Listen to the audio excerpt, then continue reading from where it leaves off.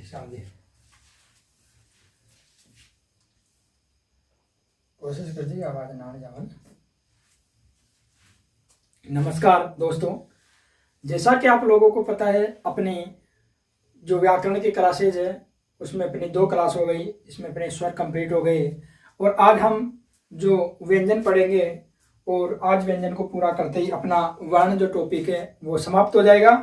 और आप सबको वर्ण टॉपिक पढ़ना चाहिए क्योंकि वर्ण से ही हम आगे बढ़ते हैं, तो इसमें अघोष अघोष जो आगे काम आते रहते हैं, इसलिए वर्णों की जानकारी होना जरूरी है। और वर्ण सामान्य टॉपिक है तो सामान्य टॉपिक सबको पढ़ना चाहिए और फिर जो आपके सिलेबस में लगे हुए हैं उनको पढ़ेंगे और ज़्यादा समय खराब ना करते हुए व्यंजन पढ़ते हैं। और व्यंजन किसे कहते हैं तो वे वर्ण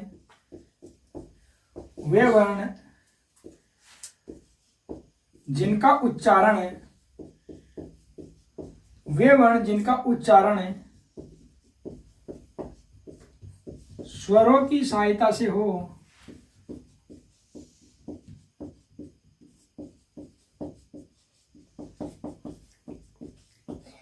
उन्हें व्यंजन वर्ण कहते हैं। उन्हें व्यंजन वर्ण कहते हैं। या जिन वर्णों का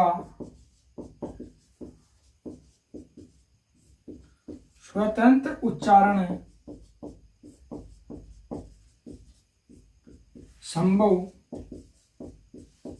संभव न हो उन्हें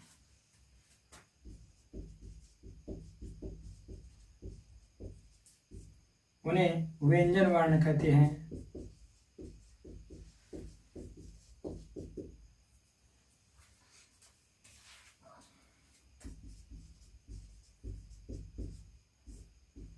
व्यंजन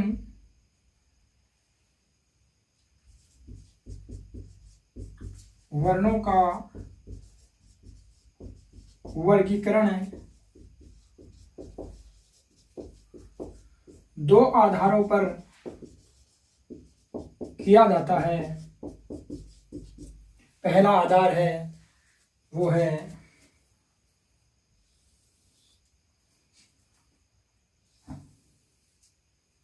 रचना या बनावट के आधार पर। रचना या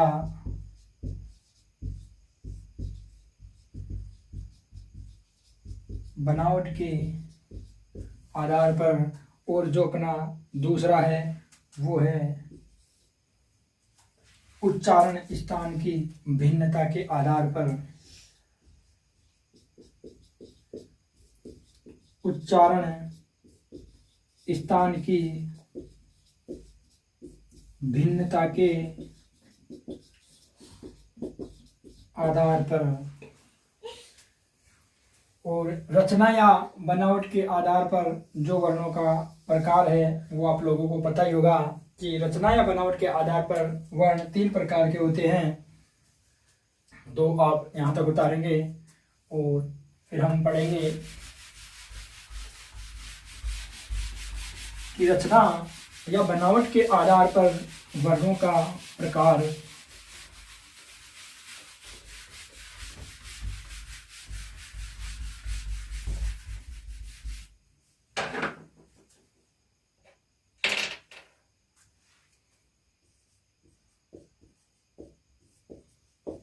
रचना या बनावट के आधार पर वर्गीकरण। और इस आधार पर हम 3 प्रकार से पढ़ते हैं। पाई वाले व्यंजन, जिनमें खड़ी पाई होती है तो वह पाई वाले,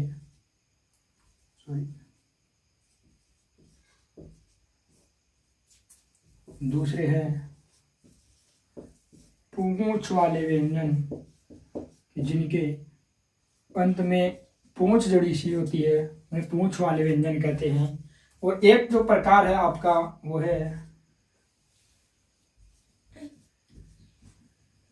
टेढ़े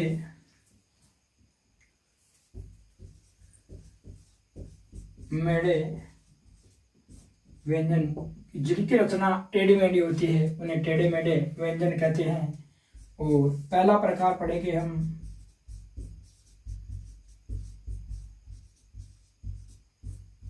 पाई वाले व्यंजन। तो जिन वर्णों में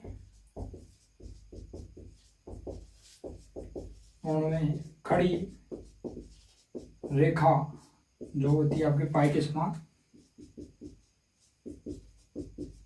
पाई जाती है उन्हें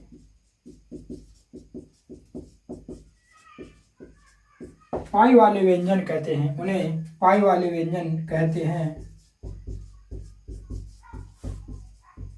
इनकी संख्या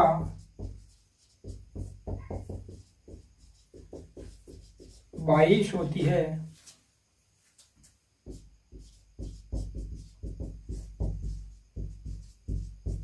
इन्हें आधा करने के लिए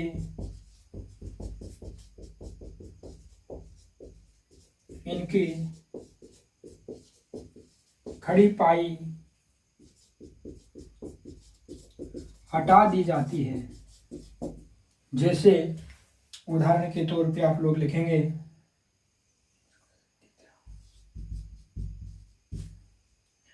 जैसे ये ग हो गया, आप लिखते हो घ है, आपका च है, आपका ज है, ये झ है, ये य है, आपका ध है, न, ये मैं। इस प्रकार से ये है आपके आधे वर्ण जिन्हें हम कहते हैं आधे वर्ण। दूसरा जो प्रकार है अपना वो प्रकार है पूंछ वाले व्यंजन। और पूंछ वाले व्यंजन उन व्यंजनों को कहते हैं जिनके अंत में पूंछ सी जुड़ी होती है। जो दूसरा प्रकार है वो है पूंछ वाले व्यंजन। जिन वर्णों के अंत में पूंछ सी जुड़ी होती है उन्हें पूंछ वाले व्यंजन कहते हैं। उन्हें पूंछ वाले व्यंजन कहते हैं। इनकी संख्या 2 है। क फ। इन्हें आधा करने के लिए इन्हें आधा या जिसे आप कह सकते हो स्वर रहित करने के लिए इनकी जो पूंछ होती है वो आधी काट दी जाती है। आधी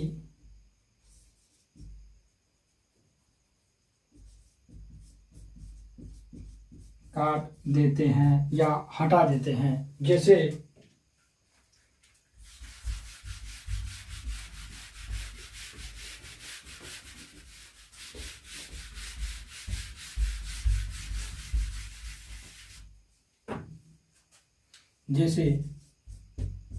क फ यह है हल स्वर रहित व्यंजन। और तीसरा जो प्रकार है वो है टेढ़े मेढ़े व्यंजन। कि जिन वर्णों या ये व्यंजन कह सकते हो कि जिन वर्णों की रचना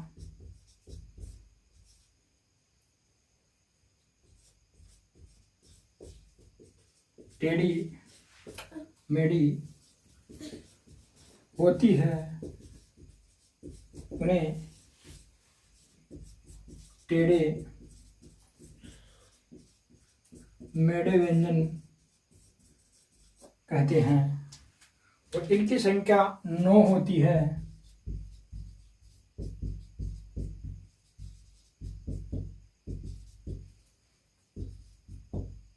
ग छ ट ठ ड ढ र है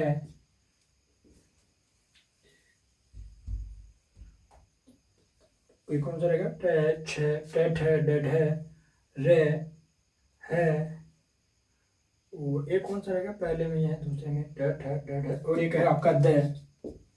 ये वर्ण होते हैं टेढ़े मेढ़े व्यंजन। क्या पता नीचे दिख नहीं रहा होगा, ऊपर लिखते हैं। इन्हें आधा करने के लिए इनके नीचे हल चिन्ह का प्रयोग किया जाता है।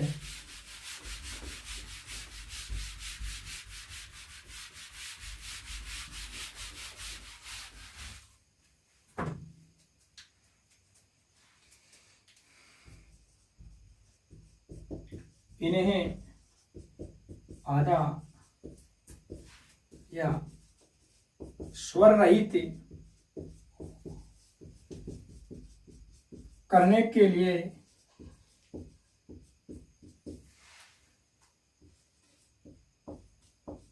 इनके नीचे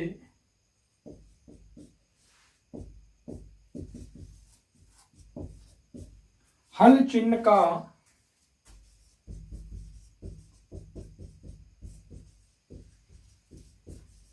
प्रयोग करते हैं। जैसे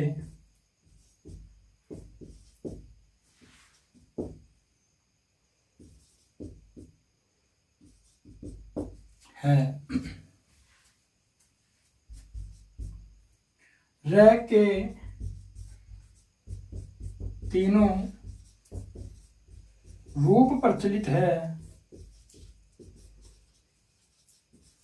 जिन्हें रेप वर्ण कहते हैं। बहुत सारे विद्वान र को भी रेप कह देते हैं, लेकिन मुख्य रूप से र रेप ना होकर के इसके जो तीनों रूप होते हैं वो रेप है। और आपको पता है कि इसके तीनों रूप कौन से हैं। एक ऊपर लगता है, एक ये होता है, और एक आप लोगों को पता होगा इस प्रकार से भी लगता है र या। इसके बाद में दूसरे आधार पे इनका वर्गीकरण पढ़ेंगे। और दूसरे आधार पर इनका वर्गीकरण है वो है उच्चारण स्थान की भिन्नता के आधार पर। उच्चारण स्थान की भिन्नता के आधार पर व्यंजनों का वर्गीकरण पढ़ेंगे हम। तो दूसरा जो प्रकार है अपना वो है उच्चारण स्थान की भिन्नता के आधार पर। इस आधार पर हम पढ़ेंगे। तो इसमें हम पहला पढ़ेंगे वो पढ़ेंगे कि स्पर्श व्यंजन। स्पर्श व्यंजन कि वे वर्ण या व्यंजन एक ही बात है कि वे वर्ण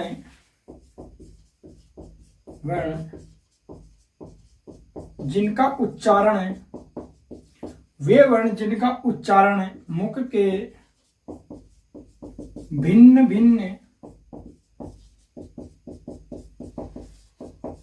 भिन्न भागों को स्पर्श करके जिनका उच्चारण मुख के भिन्न भिन्न भागों का स्पर्श करके होता है उन्हें स्पर्श वर्ण या व्यंजन कहते हैं। संस्कृत में इसका एक सूत्र चलता है कि काद्यो मावसाना स्पर्श। और इस सूत्र के आधार पे हमें यह पता चलता है कि कैसे लेकर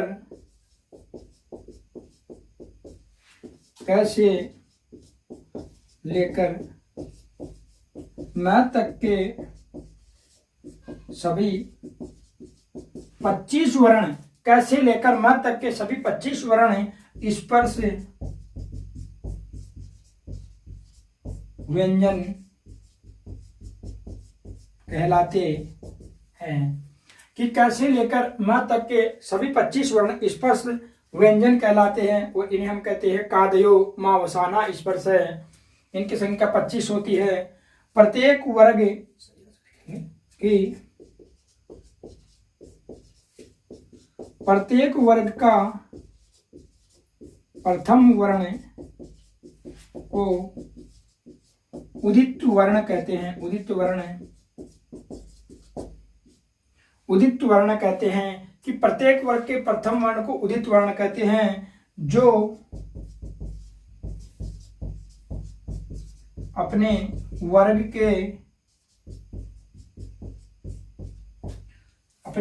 के पांचों वर्णों का द्योतक होता है। जो अपने पांचों वर्णों का द्योतक होता है उसे क्या कहते हैं? उदित वर्ण कहते हैं। जैसे उदित वर्ण है क उदित वर्ण, च उदित वर्ण, ट उदित वर्ण, त उदित वर्ण, प उदित वर्ण, ये पांचों उदित वर्ण है। उदित वर्ण है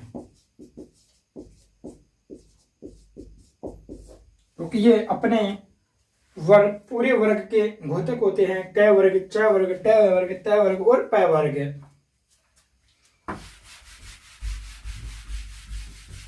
एक नोट लिखेंगे।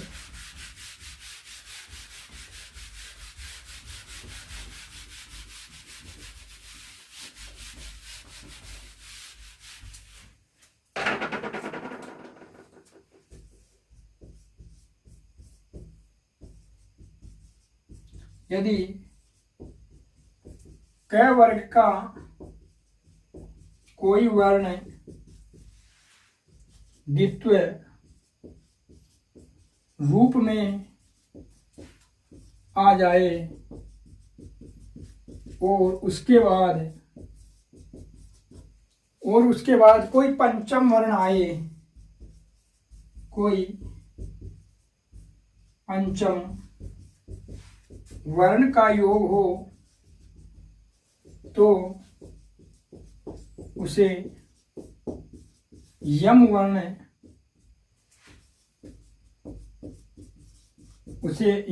कहते हैं। जैसे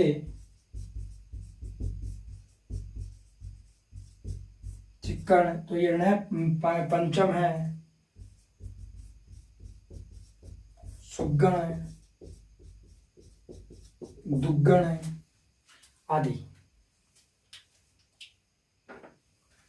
अब दूसरा पढ़ेंगे हम लोग। स्क्रीनशॉट ले सकते हो आप लोग।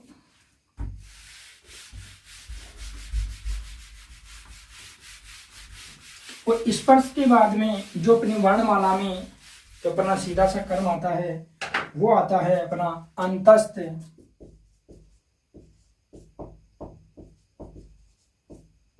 अंतस्थ व्यंजन। और इसका शाब्दिक अर्थ होता है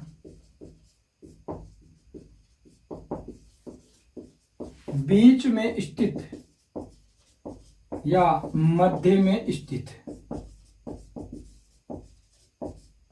बीच में स्थित या मध्य में स्थित है।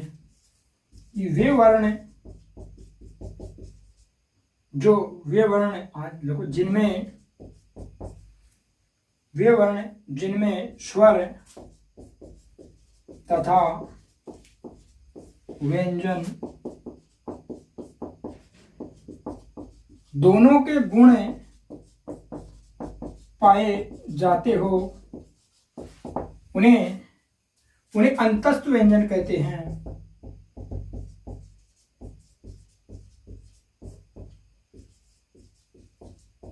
उन्हें अंतस्थ व्यंजन कहते हैं। या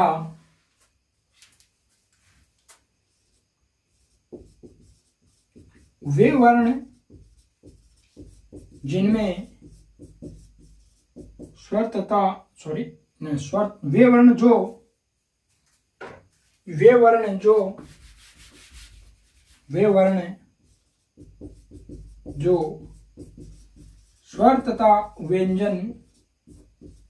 वे वर्ण जो स्वर तथा व्यंजन दोनों के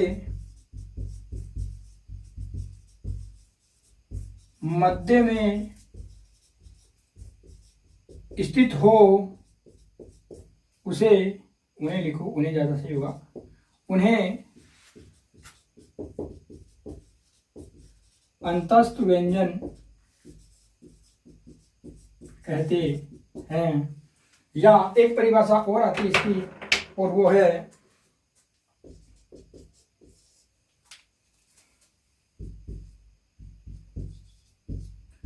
उदर गुहा में स्थित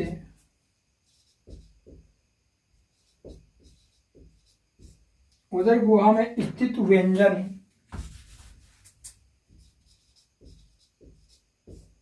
उदर गुहा में स्थित व्यंजन अंतस्थ व्यंजन कहलाते हैं।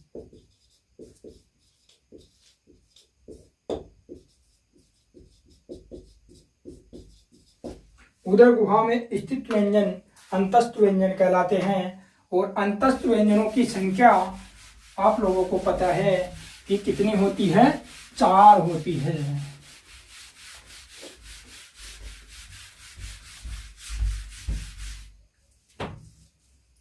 अंतस्थ व्यंजनों की संख्या 4 होती है। ये, रे, ले, वे, और आप लोगों को पता है ये कौन सा है, तालव्य वर्ण है। इचु यशानाम तालो, रे, ऋतु रसानाम मूर्धा, तो ये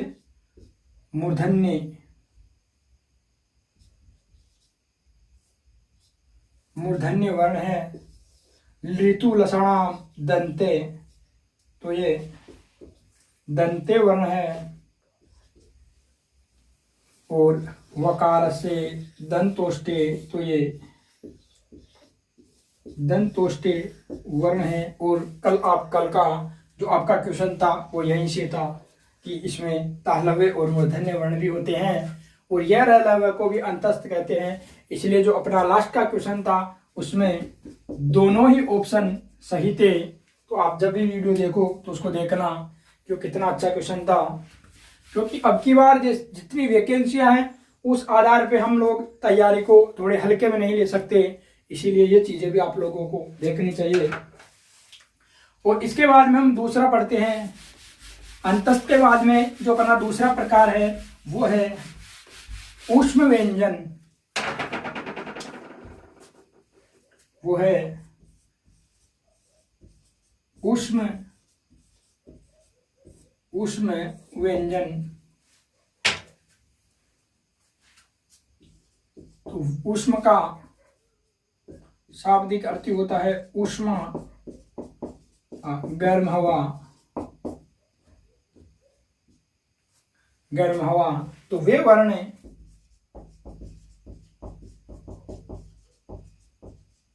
वर्ण जिनके उच्चारण में ऊष्मा हवा बाहर निकले,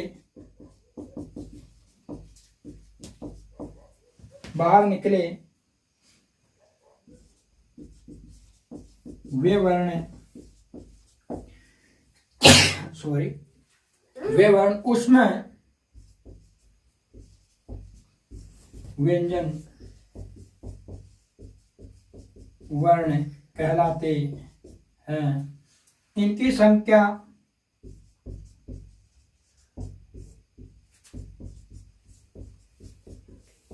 4 होती है।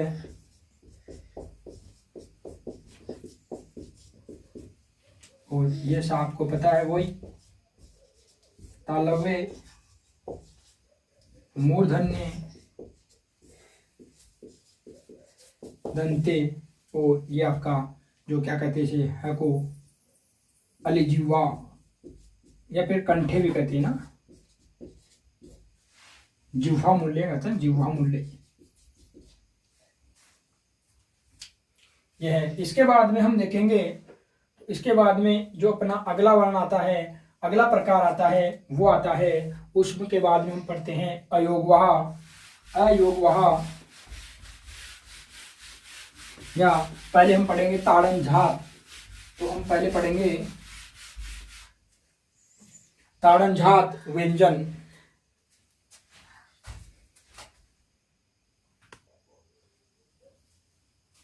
तो तीसरा प्रकार हम पढ़ेंगे ऊष्म व्यंजन के बाद में, और वो पढ़ेंगे हम लोग ताड़नझात व्यंजन।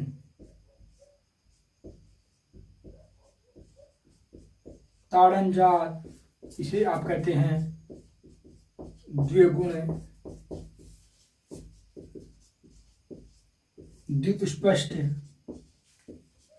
व्यंजन। तो ये होते हैं कि वे व्यंजन वर्ण जिनमें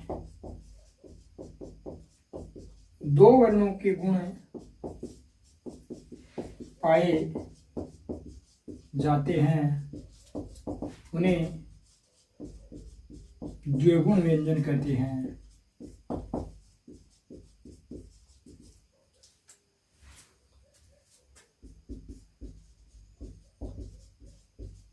द्विस्पष्ट है तो वे व्यंजन वर्ण जो मुख के दो भागों का स्पर्श करके उच्चारित होता है वो द्विस्पष्ट कहलाता है। और ताड़नजात, इसे हम कह सकते हैं उपक्षिप्त,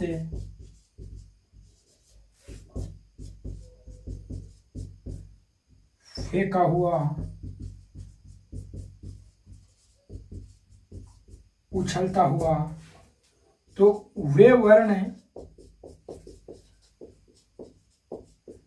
जिनमें हवा झटके से बाहर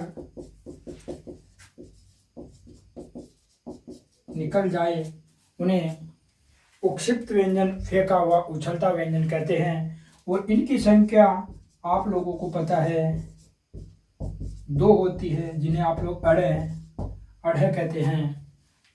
और अगला जो उच्चारण स्थान की भिन्नता के आधार पे है वो वर्ण है अपना, वो प्रकार है अपना अयोगवाहा। अयोगवाहा वर्ण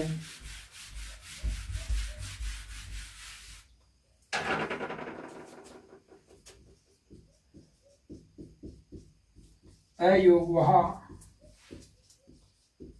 व्यंजन वर्ण है। तो इसका तो शाब्दिक अर्थ है अ प्लस योग प्लस वह। अ यानी नहीं, योग होकर के ये वहन, कि इनका योग नहीं होता, ये वहन नहीं कर सकते किनके साथ, व्यंजन वर्णों के साथ।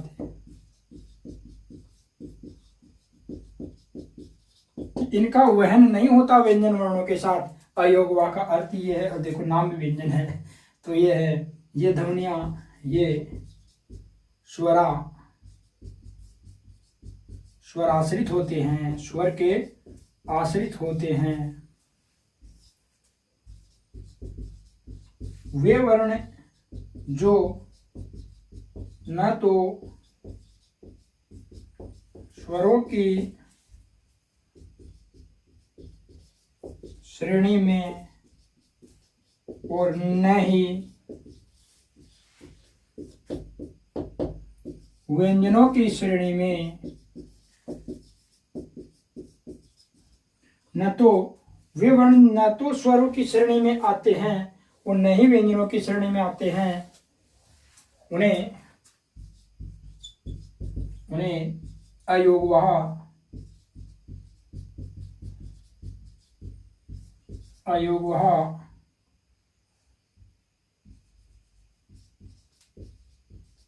व्यंजन वर्ण कहते हैं।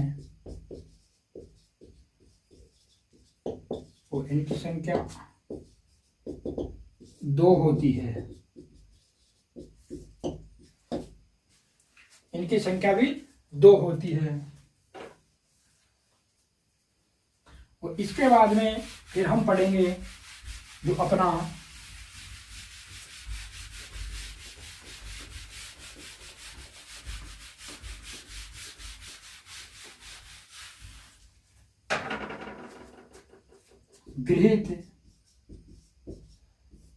गृहीत व्यंजन। तो वे वर्ण जो विदेशी भाषा से या अन्य भाषा, विदेशी भाषा या अन्य भाषा से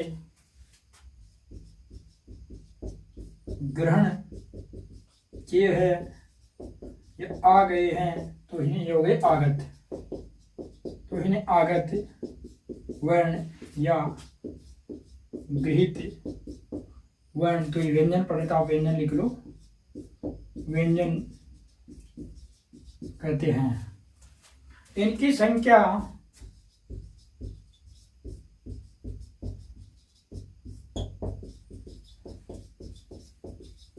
5 होती है। क, ख, ग, ज़, फ। और नोट में लिखो, क्योंकि वो स्वरों में नहीं लिखाया था इसलिए यहाँ लिख लो कि एक जो स्वर होता है आ, ये भी गृहीत स्वर होता है।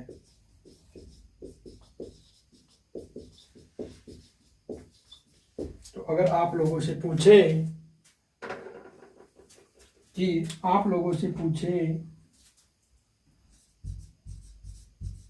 गृहीत, सॉरी कल के वीडियो में भी वर्ण में एक बार नीचे री लग गया, तो वो क्या आदत की वजह से हो गया। गृहीत वर्ण, तो गृहीत वर्ण की वर्णों की संख्या,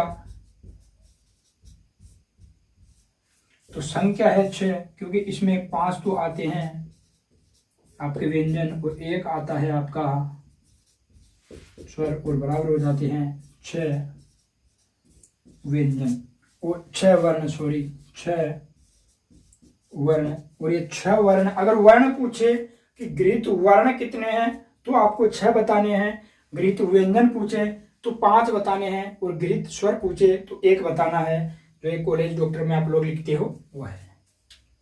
इसके बाद में जो अभी थोड़े दिन पहले ही अपनी हिंदी देवनागरी मानक लिपि समिति ने एक अन्य वर्ण को और हिंदी में अपनी लिपि में मान्यता दी है, और वो है विशिष्ट व्यंजन। विशिष्ट व्यंजन,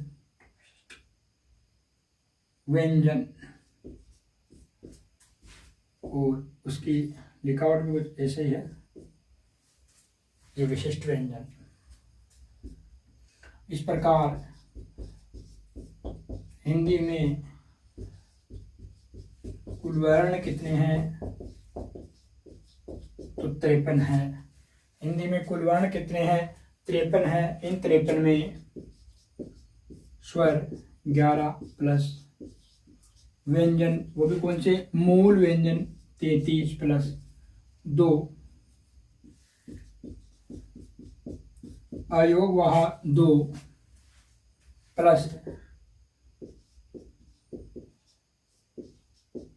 ताड़न जात 2 प्लस आपका कौन सा रह गया विशिष्ट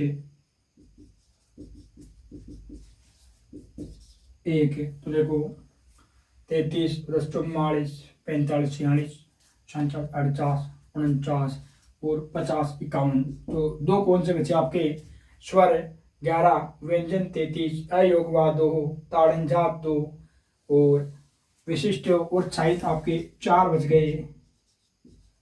संयुक्त व्यंजन होया कि देखो 11 और 33 44 45 46 67 48 49 50 51 52 53।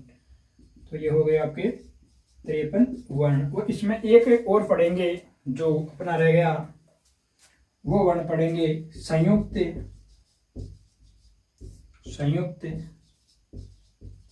व्यंजन। तो वे वर्ण है, सीधा व्यंजन लिखो, व्यंजन पढ़े तो वर्ण क्या लिखो हमेशा। तो वे व्यंजन वर्ण जो 2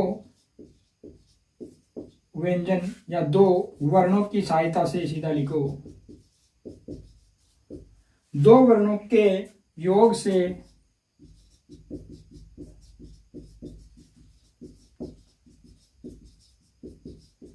निर्मित होते हैं, उन्हें संयुक्त व्यंजन कहते हैं। इनकी संख्या वही 4 है, 4 है, जिसमें आपका एक बनता है क प्लस से प्लस ए, जिन्हें आप बोलते हैं श। दूसरा आपका बनता है से प्लस वे प्लस ए श्र। एक बनता है आपका ते प्लस रे प्लस ए त्रा।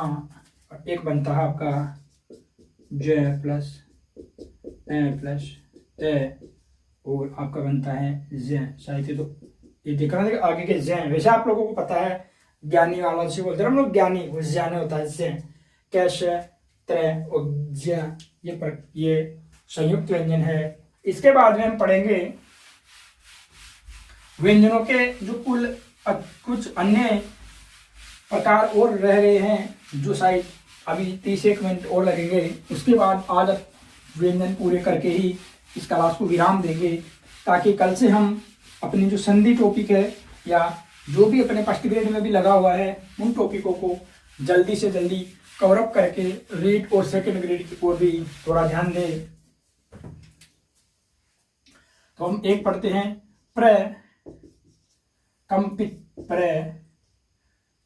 प्रकंपित या जिसे आप कहते हैं लुंठित, लुंठित वर्ण। प्रकंपित का शाब्दिक अर्थ होता है कंपन या कांपना। तो लिखो आप इसमें कि वे वर्ण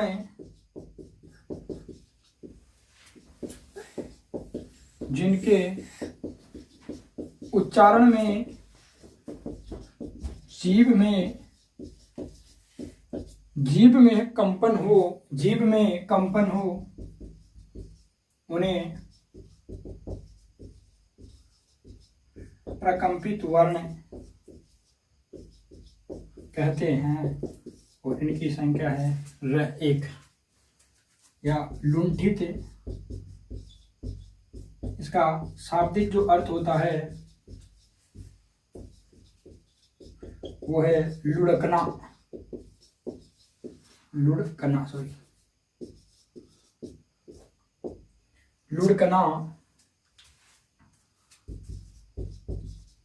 वे वर्ण जिनके उच्चारण में जीभ नीचे की तरफ लुढ़कती हुई प्रतीत होती है,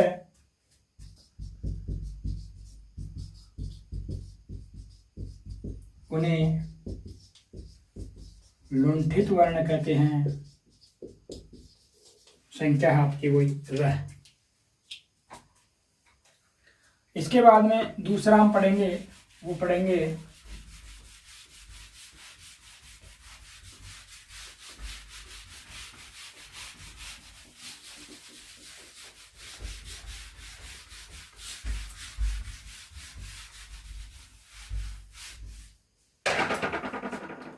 और वो है आपका पार्श्विक।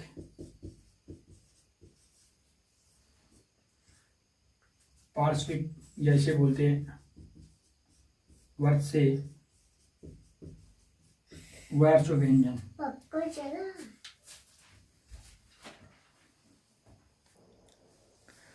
वर्त से या पार्श्विक व्यंजन, इसका शाब्दिक अर्थ होता है पास, बगल या किनारा।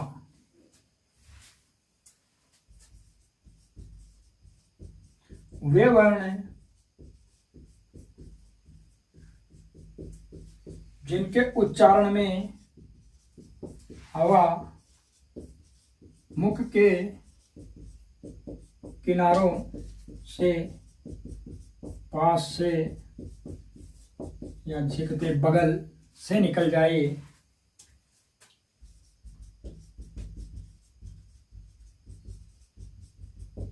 उन्हें पार्श्विक व्यंजन कहते हैं। इनकी संख्या 1 होती है लह। इसे आप क्या कहते हो? वर्ष से व्यंजन भी यही होता है।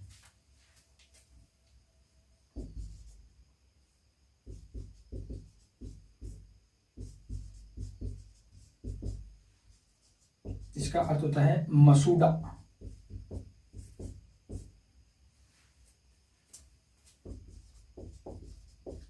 वे वर्ण है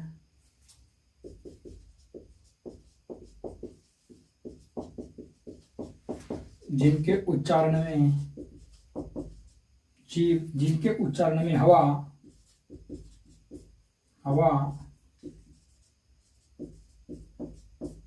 मसूड़े को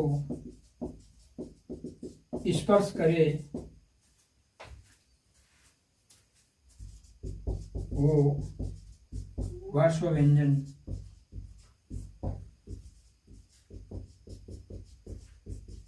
कहलाते हैं। संख्या होती है आपका एक लह। समझ में आ रहा है? सॉरी, लह। इसके बाद में पढ़ते हैं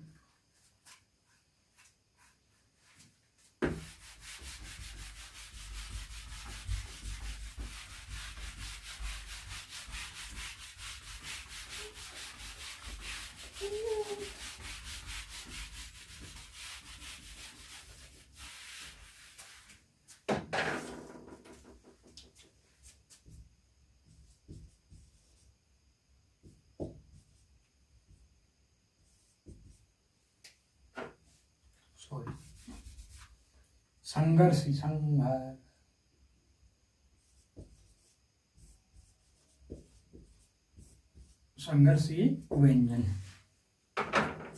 कि वे व्यंजन वर्ण जिनके उच्चारण में घर्षण हो या संघर्ष हो,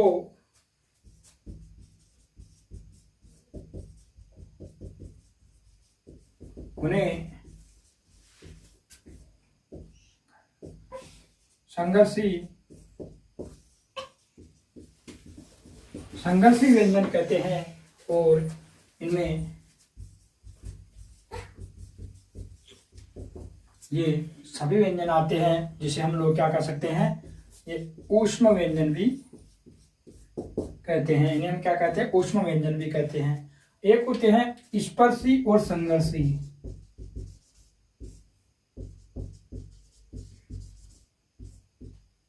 स्पर्शी और संघर्षी की वे वर्ण है जिनके उच्चारण में या जिनका उच्चारण है कि वे वर्ण जिनका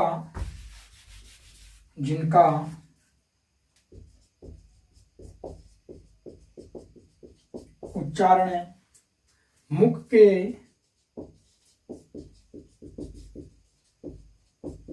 भिन्न भिन्न भागों के स्पर्श के साथ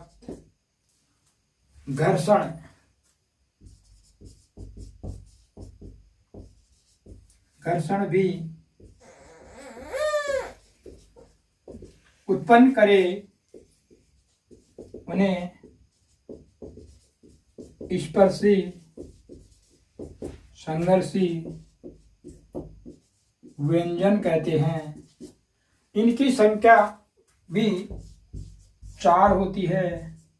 च वर्ग जो इसमें होता है, च वर्ग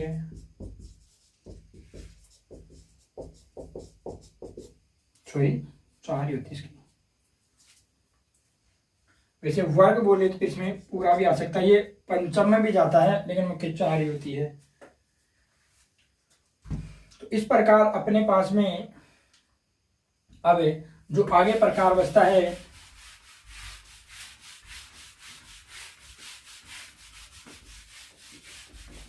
वो तो हम जो स्पर्शी और संघर्षी अलग से निकालते हैं, उसी के आधार पर अपने पास में अब एक बचता है कि मूल स्पर्शी जिसे हम कहते हैं, मूल स्पर्शी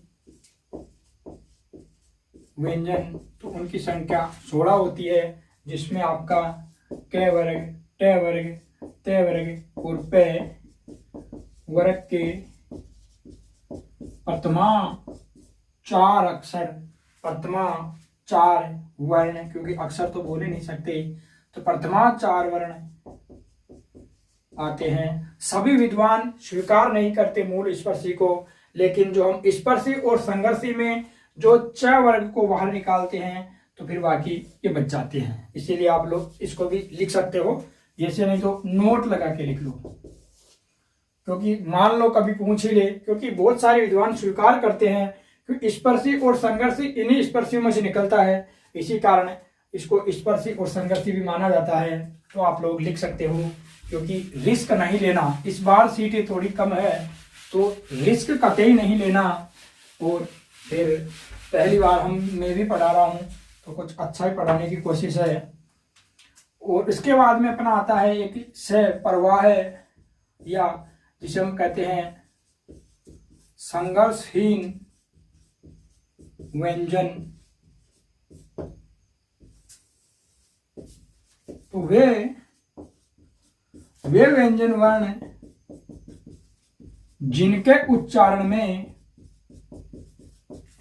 वे व्यंजन वर्ण जिनके उच्चारण में संघर्ष ही न हो उन्हें से प्रवाह या संघर्षहीन व्यंजन वर्ण कहते हैं। और इनकी संख्या वो 4 होती है, ये रे ले वे, और ये है आपके अंतस्थ व्यंजन। और आप लोगों को मैं एक नोट लिखाना चाहता हूँ, क्योंकि शायद मुझे जब अंतस्थ व्यंजन पढ़ा रहा था तो ये बात याद नहीं आई, क्योंकि जो ये और वह होता है इन्हें अर्ध स्वर भी कहते हैं। ये वहां याद लिखानी थी, लेकिन आप लोग नोट लिख के यहाँ लिख लो कि जो यह और वह होता है इन्हें अर्ध स्वर भी कहते हैं। नहीं तो फिर आप कहाँ देखोगे तो इतनी सीधी बात कैसे भूल गए, हो जाएगा। इसीलिए सफरवाह संघर्ष व्यंजन लिखेंगे। और इसके बाद में जो अपना कौन सा बचता है,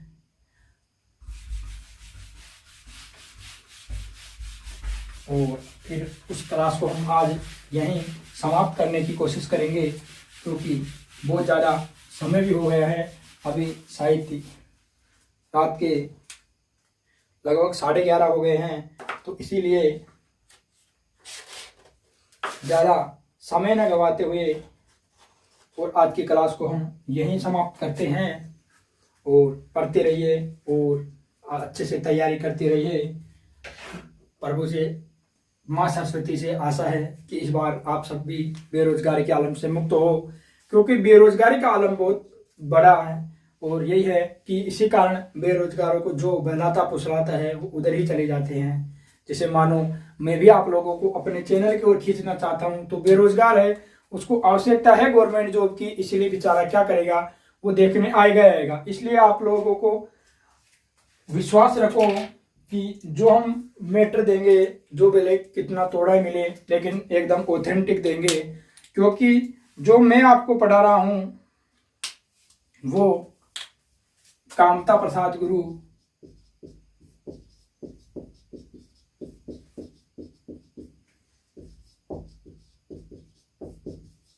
हरदेव बिहारी NCERT पुराने पेपर इनके आधार पर है। तो ऐसे मानो कि आप लोगों को झिझकने की या चिंता करने की कोई बात नहीं है, और ज़्यादा समय खराब न करते हुए पढ़ते रहिए। जय हिंद, जय भारत, धन्यवाद।